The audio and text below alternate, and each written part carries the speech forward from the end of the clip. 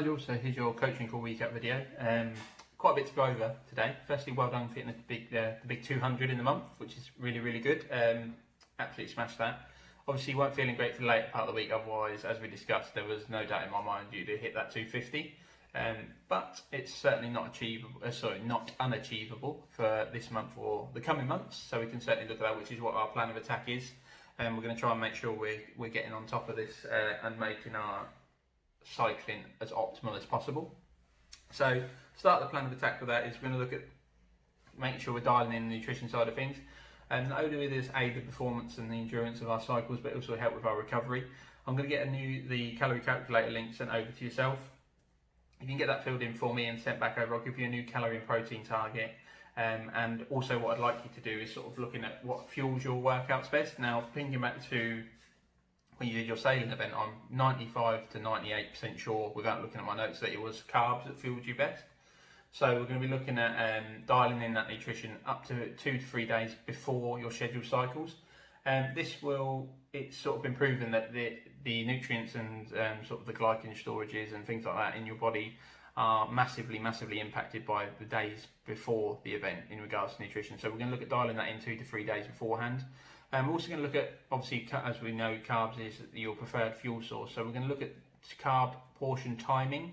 So that means, as we discussed in our call, having a good portion of carbs sort of an hour or so before our scheduled cycle on the day of, and also scheduling in a good portion of carbs before bed, as they aid the recovery process, help transport the protein molecules to the relevant muscles that need to be recovered, and also aid sleep as well. Now, I'm sure you've had a nice big carb dense meal in the past and you get sleepy, you get a bit full, and it just aids a good night's sleep. So we're going to look at the carb portion timing of that as well.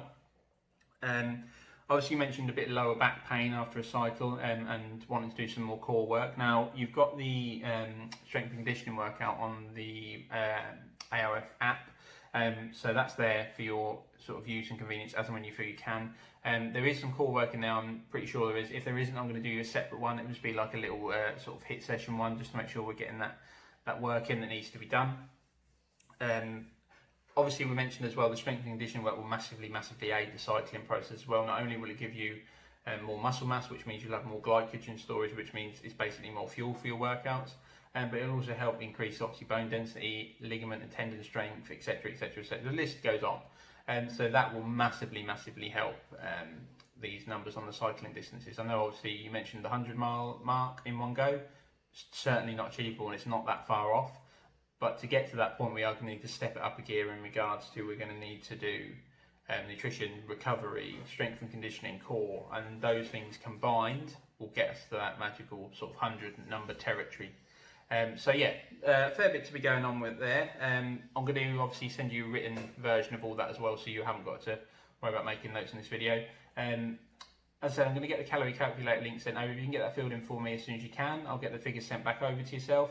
And then this week, if we sort of aim for sort of maybe one strength and conditioning workout, one relatively decent cycle, so then we can compare that with previous cycle, and then maybe one core workout as well. And obviously making sure we're looking at nutrition, dialing that in sort of 2 to 3 days before our scheduled cycle, just so then we can compare it to previous cycles to see how well you performed, and then we can make a plan of attack moving forward with that information. And there you go. I've waffled on for nearly 4 minutes now, so I'll let you go and carry on with the rest of your day. Any questions, drop me a message. I'll get that information sent over to you ASAP, and I look forward to hearing from you soon. Cheers, Nigel. Bye bye.